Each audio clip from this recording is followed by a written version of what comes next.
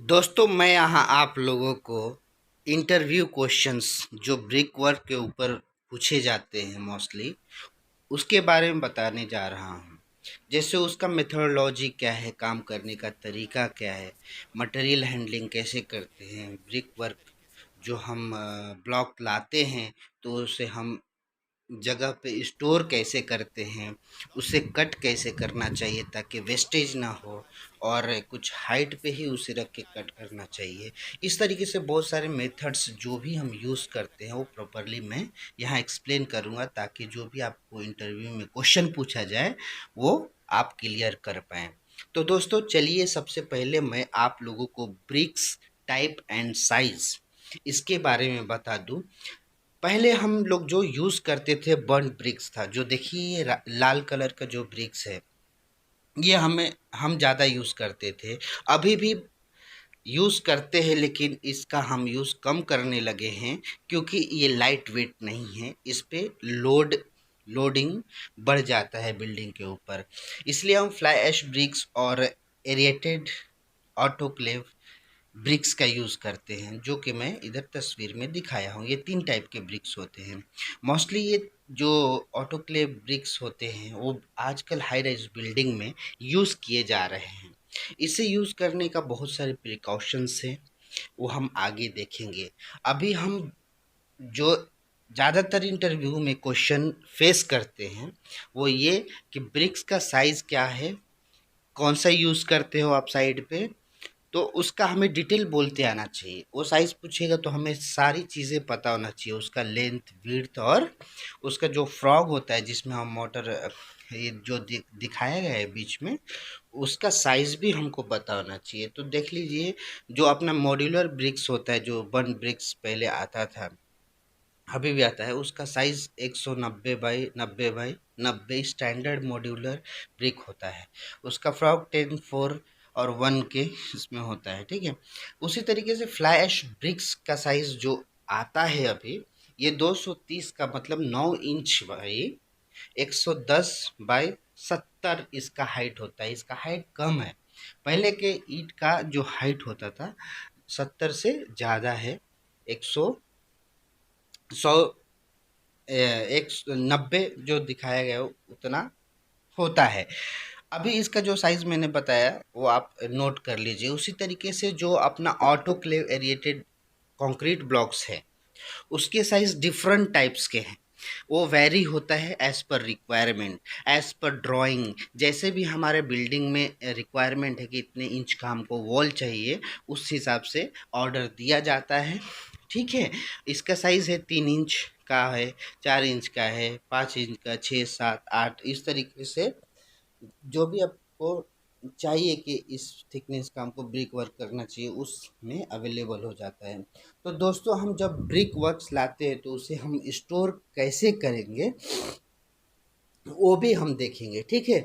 तो दोस्तों, यहाँ मैंने दिखाया है कि किस तरीके से हमें प्रॉपरली स्टैक करना चाहिए ब्रिक वर्क को। 2 मीटर हाइट से ज़्यादा नहीं होना चाहिए, मतलब 7 फीट, ताकि हम अच्छे से आसानी से उस ब्रिक को आ, उतार सकें। नहीं तो हम उतारते टाइम और प्लेसिंग करते टाइम वेस्टेज कर देते हैं, तो इससे हमें अवॉइड करना चाहिए, ठीक है।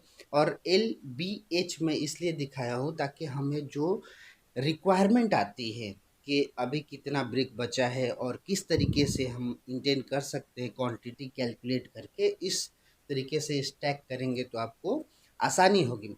तो दोस्तों, मैं आगे आप लोगों को ये बताने जा रहा हूँ कि किस तरीके से हम यूज़ करते हैं ब्रिक वर्क को, और हमें ब्रिक वर्क करते टाइम क्या क्या ध्यान देना चाहिए। सबसे पहले जो बर्न ब्रिक्स है उसे 24 घंटे क्यूरिंग करना ही चाहिए, ठीक है। उसके बाद मैं बताऊंगा कि ये सारे जो चीज़ें हैं, जैसे प्लेट है, कटनी है, करनी जिसको थापी बोलते हैं, ये सारी चीज़ें जो यूज़ होती है, प्लम्बर, ये सब कहाँ यूज़ होना चाहिए। और इसमें जो पॉइंट है कि जो कंक्रीट होता है, कंक्रीट कॉलम बीम और जो पाटली बीम होता है, वो तो हैकिंग करके क्या करना चाहिए, हमको ब्रिक वर्क स्टार्ट करना चाहिए। और मोटर जो यूज़ करते हैं हम, उसे उतना ही बनाएं जितना हमको यूज़ हो और जल्दी ख़त्म हो जाए 2 से 3 घंटों में। उसी तरीके से पानी हम जो यूज़ करते हैं वो भी फ्रेश होना चाहिए, ना कि उसमें बहुत सारे कचरे होना चाहिए, ठीक है। उससे क्या होता है, जो बॉन्डिंग होता है कंक्रीट का विथ सैंड, वो ख़राब होता है और उसका उसमें क्रैक्स होने के चांसेस बहुत क्रैक हो ही जाता है, ठीक है। उसी तरीके से जो जंक्शन पे हम कंक्रीट बैंड देते हैं, तो बिटवीन वॉल, जैसे हम 4 फीट पे हम एक पाटली बीम देते हैं, तो उसको हमें क्या करना चाहिए, उसे क्यूरिंग कर लेना चाहिए और चिकन मेश वहाँ करना चाहिए। और हमें जो ब्रिक वर्क का जो मोटर का थिकनेस मेंटेन करना है वो 10 to 12 mm करना ही करना है, क्योंकि उससे हमारा जो प्लास्टर होगा और ब्रिक का जो वॉल होगा वो मजबूत होगा और अच्छे से प्लास्टरिंग में बॉन्ड बनेगा, तो मजबूत दीवार बनेगी। हर 4 लेयर के बाद वो हमें क्या करना है, वर्टिकलिटी चेक कर लेना है, जैसे कि इधर दिखाया गया है, ठीक है। अभी ऐसी जो ब्लॉक्स होते हैं वो 7 दिन के मैन्युफैक्चरिंग के बाद ही हमें इसको यूज़ करना है, ठीक है। और जो हम पाटली बीम भरते हैं उसका तरीका जो इधर मैं दिखा रहा हूँ, इस तरीके से होना चाहिए। 4 फीट पे या 6 लेयर के बाद या 4 लेयर के बाद, अगर एसी ब्लॉक से तो 4 लेयर के बाद हम क्या करेंगे, वर्टिकलिटी चेक करेंगे और 6 फीट पे या 7 फीट पे हम एक पाटली बीम भर देंगे, उसको क्यूरिंग करने के बाद अच्छे से, ठीक है। फिर नेक्स्ट डे हम जब चालू करेंगे उसमें मोटर अच्छे से 10 से 12 mm बिछा लेंगे, फिर हम ब्रिक वर्क क्या करेंगे, चालू करेंगे, ठीक है। तो दोस्तों सबसे पहले आप ध्यान रखें कि जो हम फ्लाई ऐश ब्रिक वर्क करते हैं तो उससे हम जो कट करते हैं, ठीक है, उससे कट करने का एकदम तरीका होना चाहिए, नहीं तो टाचा से मार के तोड़ दें, ये अच्छा तरीका नहीं है, ठीक है। अभी मैं यहाँ आप लोगों को जो टॉपिक बताऊंगा, जैसे टेस्ट क्या होना चाहिए इस पे, हम ब्रेक वर्क साइट पे जो करते हैं तो वहाँ हम क्या टेस्ट कर सकते हैं, लैब में क्या कर सकते हैं। तो लैब में वाटर एब्जॉर्प्शन टेस्ट है और क्रशिंग और कंप्रेसिव स्ट्रेंथ टेस्ट हम करते हैं, और साइड पे रिंगिंग साउंड बजा के देख लेंगे, इवन एजेस है कि नहीं, उसका साइज सही है कि नहीं, कॉर्नर सही है कि नहीं, वो सब हम विजुअली देख सकते हैं। और जो 1 मीटर पे हम छोड़ेंगे उस ब्रिक को, वो टूटना नहीं चाहिए। तो जो लैब टेस्ट है वाटर एब्सॉर्प्शन, हम लैब में ही करते हैं। तो फर्स्ट क्लास ब्रिक के लिए 15% ऑफ इट्स ड्राई वेट होना चाहिए, सेकेंड क्लास के लिए 20% ऑफ ड्राई वेट्स और थर्ड क्लास के लिए 22%, ठीक है।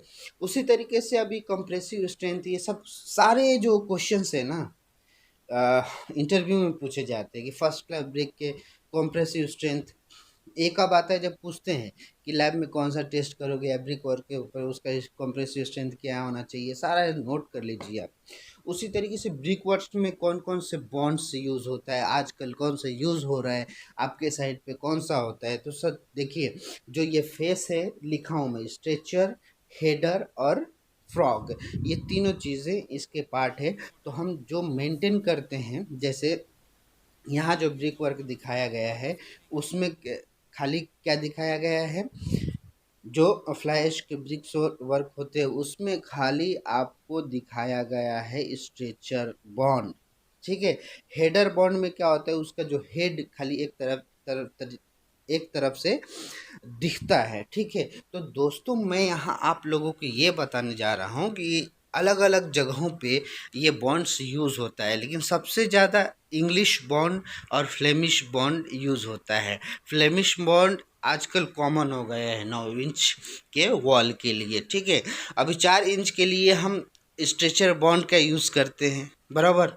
हम हेडर बॉन्ड का यूज़ नहीं करते 4 इंच का, क्योंकि वो 9 इंच हो जाएगा। अगर हेडर में खाली एक फेस में करूँगा तो वो दूसरा जो फेस बनेगा वो 9 इंच का बनेगा। तो 4 इंच के लिए स्ट्रेचर बॉन्ड और फ्लेमिश बॉन्ड, ये दो ऐसे बॉन्ड है जो कॉमनली बहुत यूज़ किए जाते हैं।